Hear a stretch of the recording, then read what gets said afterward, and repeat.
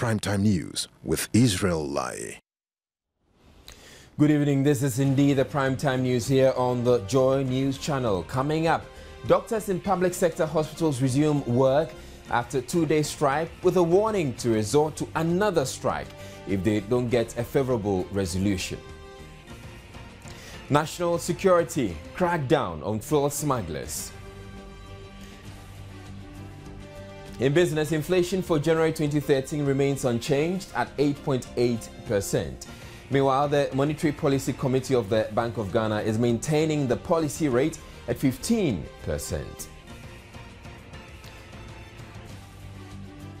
On the foreign front, Pope Benedict XVI makes first public appearance after shock resignation announcement. All these plus showbiz and sports coming up.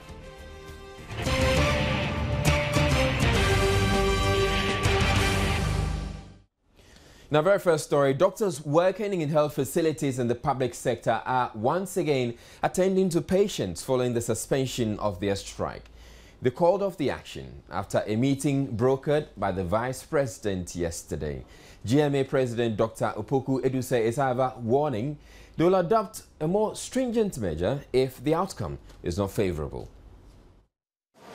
Doctors were at post at the Kolebu Teaching Hospital, providing care to patients. In fact, how no fine. Doctor, no, you're nice. I came here 6 a.m., 6:30 a.m. with the vehicle, and I wait for my cards and everything before I came here to see the doctor. I've seen the doctor this morning, so I'm waiting for my medicine to go. I came at dawn around 4 a.m. They say the doctors are around, so we are just waiting for them to call me. I'm Saka doctor. Lucky enough, I have somebody here, so who is a nurse. It's me by and me who true on me who doctor and them.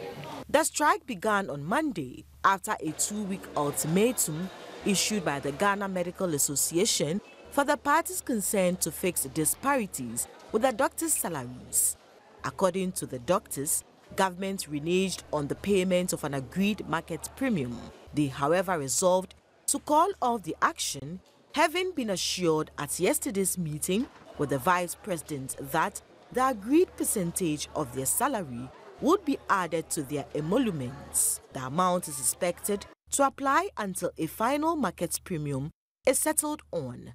Officer in charge of grievances at the Fair Wages and Salaries Commission, Cornelius Yosin, in a telephone interview, explained to Joy News they are currently in the process of implementing the new guideline, which will provide more specifics about the interim market premium. But the Ghana Medical Association president, who also spoke to Joy News on telephone, said they expect nothing less than what all stakeholders have signed off on, else they will have no other option but to lay down their tools again.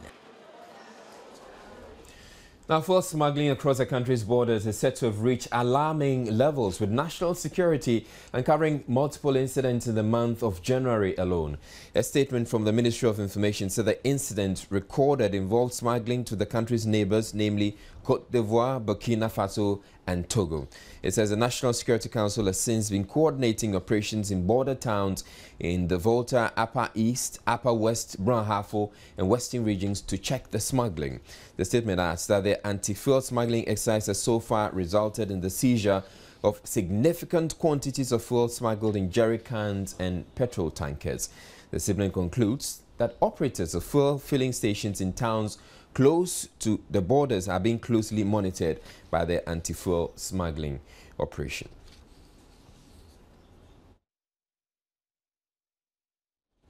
Meanwhile, our Upper East Regional correspondent Abesori on Top Story earlier this evening described the operations of the smugglers. You may find some quite ingenious. Within Boko and Pusiga, often smuggle petrol to neighboring Burkina Faso through Kulungugu. In the town of Kulungugu, we have a Ghana border to Burkina Faso there, but they don't actually go through the border. What they do is they use hidden routes that are known only to them. And from my investigations, what they do is that they buy the petrol in the yellow gallons, and then they load them onto donkey carts and put sacks of what they call rabbit food on top of the petrol. And what I'm also told is that they claim they have rabbit farms in the villages of Burkina Faso that are close to Ghana. So this is what they do. And Evans, there's one amusing thing about how they operate. What I'm told is that they have done this business so consistently that the donkeys they use have become very familiar with the routes they often use. So now they can even load the petrol onto the donkey carts, put the sacks of rabbit food. I'm told sometimes the rabbit food even turns out to be smuggled maize or millet that they also take across. So they load these things onto the donkey cart, and then they set the donkeys off to go by themselves because the animals are already very familiar with the routes they use. And then they themselves will go ahead of the donkeys to wherever they are smuggling the petrol to on motorbikes and wait for the animals to come. So this way, nobody ever gets to suspect that what the donkeys are carrying on the carts is actually petrol.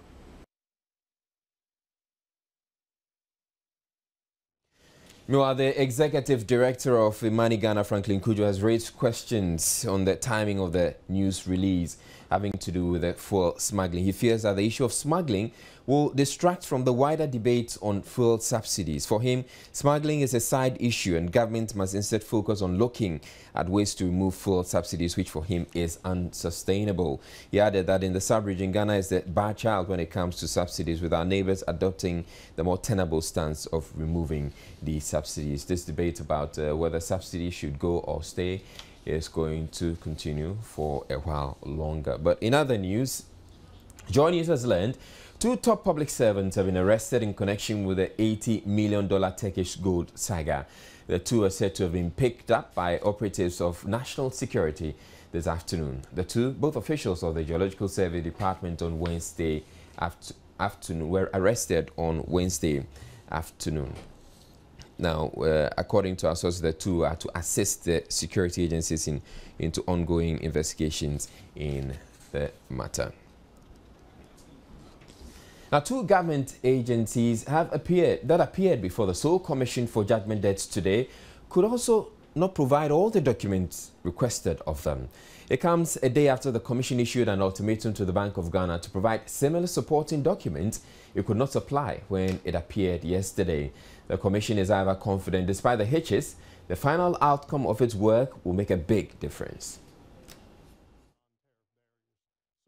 We are not only finding out the causes of these judgment debts, but at the end of it all, we are going to make recommendations to government to put in place legislation that would assist stakeholders and other governmental establishments to come out with measures that would nip in the bud some of these situations related to judgment death. We cannot recommend arrest. You see, when you recommend prosecution, then the agencies connected with the prosecution will take it up. The representatives of the Controller and Accountant General's Department and the Ministry of Finance, who appeared today, could not supply enough documentations to cover the entire 20-year period under review. Deputy Controller and Accountant General in charge of Treasury, James Intim Amponsa, came along with documents from 1999 to 2007.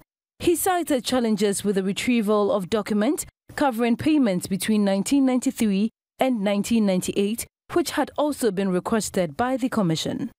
The Ministry of Finance, on the other hand, could only produce pay vouchers issued from 2000 to 2012. Chief Economic Officer Kwejo Ewa Piesa, who stood in for the new Chief Director, offered explanations as to why some payments had to be routed through the Chief Director's office. For the payments done through Ministry of Finance, there are claims that maybe the AG has advised us to pay. The other ones that you are talking of relates to land compensation. And normally, the evaluation is done by the Land Valuation Board. So they have the full list of the beneficiaries. And so what we do is that the onus will be on the Chief Director of Lands Commission to ensure that Those who are ready to be compensated are those who will come and claim the monies. Counsel for the Commission, Dometiko Fisokpo, later lamented the country's poor record-keeping culture. We have realized in the course of this exercise that in this country we do not keep proper records. And even records that have been transmitted, you cannot keep records forever in your departments or your offices and that sort of thing. At a certain point in time, within 3 years or 4 or 5 years, you must take them all to National Archives. At times, the way and manner in which the records are kept over there too, they are not done properly. So when a situation arises and the owners of those documents want their documents back, it's a problem tracing them. The Commission has meanwhile adjourned sitting indefinitely to allow members to study documents gathered so far. Elsewhere, the Appointment Committee of Parliament has vetted 5 more ministerial nominees by the President. The nominees, including Minister-designate for Upper West Region, B. Ziding, Central Region, EKT Ado, and others, took turns to answer questions from members of the committee. Beginning from the Kotokraba market, the needed paperwork on the market as regards signing of agreements, the selection of contractors, the cost of the project, the local content of the project have all been completed, identified and completed. And it may interest you to know that the Exim Bank of China is granting the Cape Coast Metropolitan Assembly through the government of Ghana a loan of 200 yuan, something, RMB yuan, yes, for the project. And as at now, there is a local component of the whole project. And it is expected that after resources have been made available to the contractors who are on site now to make or construct platforms for the relocation of those in the market, the actual market, the work will actually be speeded up if these contractors are paid their monies, and then the Chinese who are ready to come to the country in March, all materials, almost all materials for the erection of sheds and other things are packed there at the market, and we are waiting for the local component of the whole project to complete in order that the Chinese will come in by March. Mr. Chairman, June factory is one of the factories that was put on divestiture by the government. We also have shoe factory at the same area. As at now, the shoe factory has been taken over by the military. They have brought in new investors, and as at now, my information is that at a sooner date, they will start producing shoes. On the question of the Jew factory, we are also soliciting for investors to come and then invest, so that at the end of the day, they will be able to produce these Jews that we're talking of to feed other industries. In what ways do you think the LEAP program has helped reduce poverty in the Upper West region, and how would you help to improve the program if given the nod? My personal view is that even though the LEAP program is a good program, I don't think that that program is capable of reducing poverty. In fact, it only gives a relief, temporary relief to some people. And of course, the saying that half a loaf is better than no bread at all is true. But I think that the issue of poverty has to be tackled as a fundamental issue in order for us to be able to overcome. Because if you keep giving handouts to people, and after some time you are unable to do it, I don't know what happens to the fate of those particular people. So I think that we should go by the Chinese is saying that rather than giving fish to somebody, you should teach him how to fish. And I think that the only way we can deal with the poverty in the place is to ensure that we provide our people with the necessary technology, facilities, and equipment to enable them produce in whatever field that they operate in, whether it is in the field of agriculture, industry, or commerce. Now, still to come, you may not have voted for the CPP, but the party says it loves you anyway and is showing you love in its own way. Government has reiterated its commitment to significantly reduce the number of women who die in Ghana every year due to pregnancy-related complications. It is estimated 4,000 of them die every year, whilst more than 10,000 are disabled. Government insists its commitment is beyond mere promises. The commitment was contained in a speech read on behalf of President John Mahama at the launch of a television series which seeks to reach women with relevant maternal health information, dubbed the Maternal Health Channel. According to CEO of Creative Storm Network, Dr. Kwesi Owusu, Ghana's figures on lives lost through childbirth is among the highest in the world. The program, the Maternal Health Channel, tells the story of an expectant mother who was admitted over 4 days but lost her life while delivering her baby at the Keta Hospital. She died from excessive bleeding. The fact that her death could have been prevented had there been appropriate logistics at the hospital and enough blood or even a blood bank would form the basis for a larger discussion on general maternal health in Ghana. Her mother, Lucy, was there to share her experience with the hundreds of women who were gathered at the National Theatre. Women activist and head of the Salt and Light Ministries, Dr. Joyce Aye, said delivery in Ghana must be safe whether or not there is money from donor partners, and added reproductive health information must especially reach young people who are often vulnerable to maternal mortality. All speakers at the program were resolute on finding a lasting solution to the menace. It is highly unacceptable and even unthinkable that a significant number of our pregnant mothers, sisters, cousins, aunties, and other relations die under horrendous circumstances. We appeal to other media players to also provide reasonable proportion of their educational programs to help win this national war against maternal death and disabilities.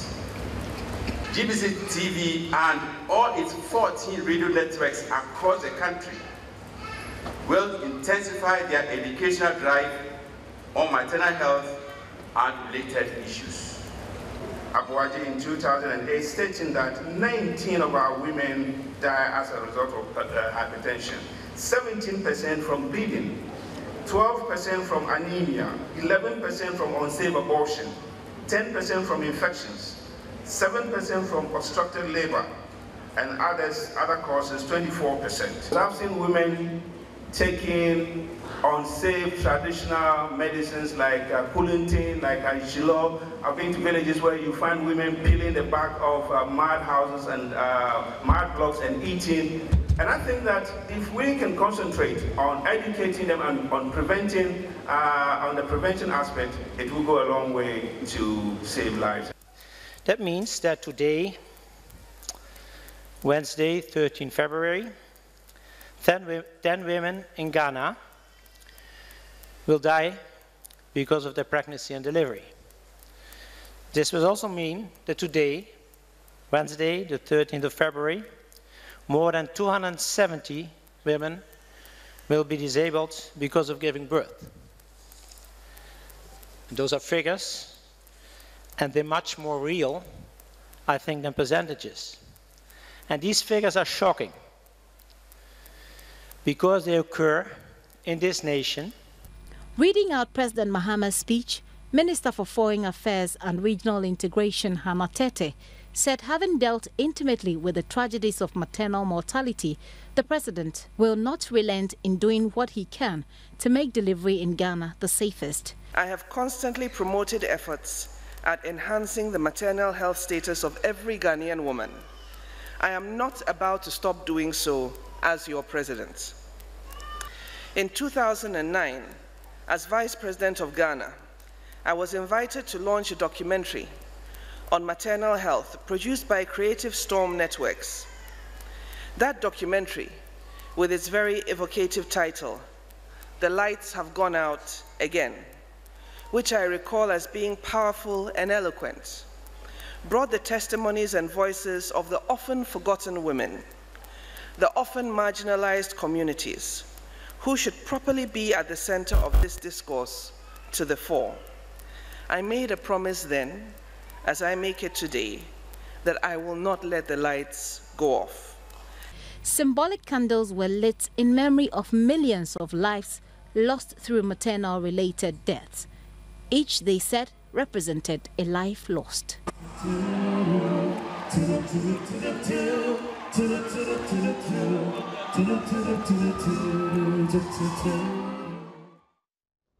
Some pretty grim statistics there. Let's keep the flame burning. In other news, the Center for Democratic Development Ghana has called on parliamentarians to fast-track the Right to Information Bill, which seeks to inform individuals about the whole range of government policies and decisions, among others. According to the program officer Regina Ufuriwamanfo, that bill will help fight corruption and promote accountability. Mohammed Nuruddin reports. At a public forum in Kumasi to sensitize citizens and create awareness about the bill and support the campaign for its passage, the leadership of the organization raised issues about the delay. They were, however, happy the level at which the bill has reached and appealed to lawmakers in Parliament to work hard to ensure the passage of the bill soon. There is a delay. I would say the Right to Information Bill has to go through a lot of review. So our members of Parliament in the Fifth Parliament, that's the Fifth Parliament of the Fourth Republic, took their time to do all the necessary reviews so that we can have an effective and efficient right to information law in Ghana. I think the last stage was when the joint committee that was assigned to the Parliamentary Select Committee on Communication, Legal, Constitutional and Parliamentary Affairs did regional consultations, getting information from all corners to refine the bill so that we can have an efficient and effective bill, as I've stated already. So they are through with that, and we are hopeful that this Parliament, current Parliament, will have the report late and then we can have the bill out. She admitted the bill has to go through a number of reviews in order to become effective and efficient. It's better for us to have effective and efficient law than to have anything passed. So it needs to go through refinement, and that is why you will say it has delayed. For me, I don't see that it has delayed. It means our members of Parliament want to do diligent work on the bill so that they can get a good bill for us to have a very good law. She hopes the current Parliament will pass it into law.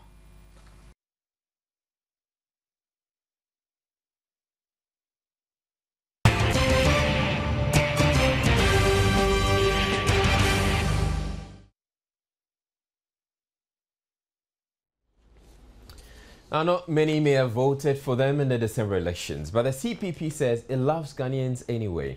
So much so that a day to Valentine's Day, the party decided to organize a blood donation exercise, saying there is no better way to show love to Ghana. It was an all-youth affair at the Freedom Park here in Accra for the Convention People's Party's blood donation drive to support the National Blood Bank.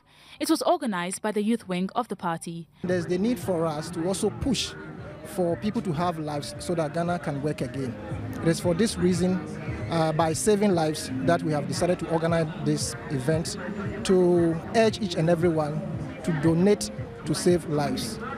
We intend also to make this a quarterly affair so as to get enough for Kolebu and perhaps other hospitals. Party Chairman Samia Yaba Nkrumah and Director of Communications Ni Ama Akomfra were on hand to donate their pints too. We are very happy to be here and support them. I love the idea of us donating on the eve of Valentine's Day, the Day of Love. We want to show Ghana and Ghanaians that we love them. We love Ghana and we love Ghanaians. The blood transfusion service needs blood. Ghana needs blood. Babies are being born every day. Pregnant women need blood. Our hospitals are short of blood.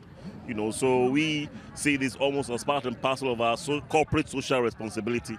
And being a party that is the social conscience of this nation, we felt obliged to try and find a way to help the blood transfusion service. Most of the donors were doing so for the first time and were excited at the opportunity. It's okay. I was scared at the initial stage, but it's okay now. It's good. It saves one's life. So it's good for you to come and donate blood once in a while. Dorcas Ankomen's report for Joy News.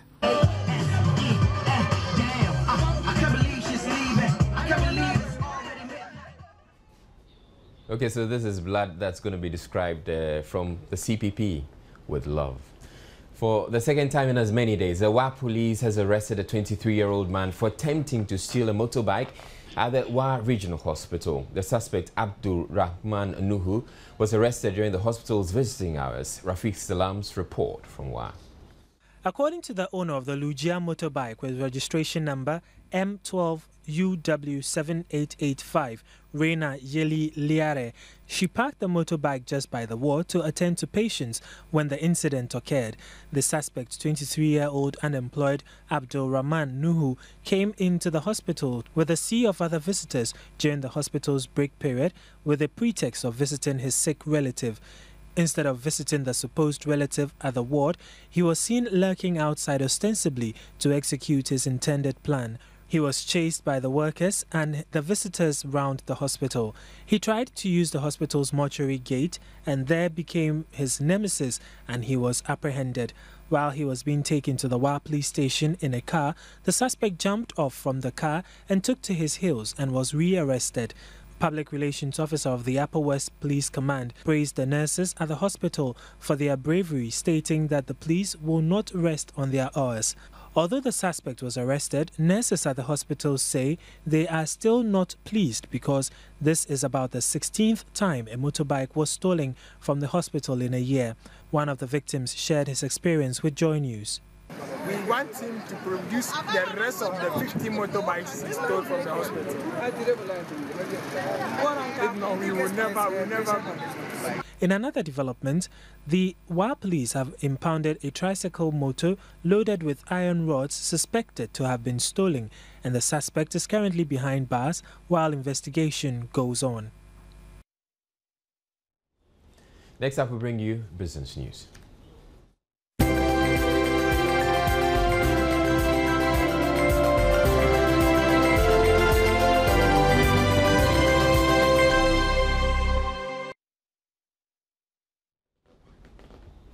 Inflation held steady for January this year, remaining unchanged from the December 2012 rate of 8.8%. It means though prices generally increased, the rate of increase was no different than that of the previous month. The stable inflation figure has been attributed to a stability in the prices of petroleum products. If you look at transport fares and then petrol and then diesel prices, the price were increased in December 2011. So if you look at the cycle, it has been more than 1 year. So you see that the year-on-year will be zero. There hasn't been any change in transport fares, petrol, diesel. So you see that in itself, being zero now, brings the whole inflation rate down, which means that if there has been an increase in petrol and then diesel prices, the inflation rate would have moved. He also explained that the cedi appreciation in January meant that the prices of imported food items such as rice and wheat were stable and helped dampen the inflationary pressure. Ebo Duncan, however, indicated that the transport sector could push the rates up in the coming months if current reports about fuel prices increases manifest. That may bring, maybe an upward impact on the inflation rate. We are expecting that if the exchange rate is maintained at that level, we can get price stability there. The non-food inflation rate for January 2013 is said to be the lowest since March 2012. Education and alcoholic beverages saw the highest price increases for the period within the food group. At the regional level, Greater Accra, Central, Northern and Ashanti regions recorded inflation rates above the national average of 8.8%. The Monetary Policy Committee of the Bank of Ghana, meanwhile, has maintained the policy rate at 15%. The policy rate is usually indicative of the rates commercial banks can borrow from the central bank. Acting Governor Dr. Kofi Wampa said the MPC decided to maintain the rate following impressive economic growth and stable inflation in 2012, but warned issues relating to wages and salary settlement, utility and fuel subsidies need to be addressed by government. Statistics show that overall inflation stabilized at 8.8% in December 2012 and January 2013.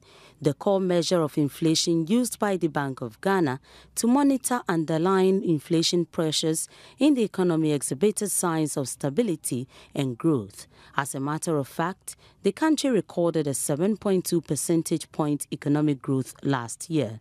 Results of the bank's recent survey on inflation expectations show that inflation is likely to remain fairly stable within a projected band of 9 plus or minus 2% by the end of 2013.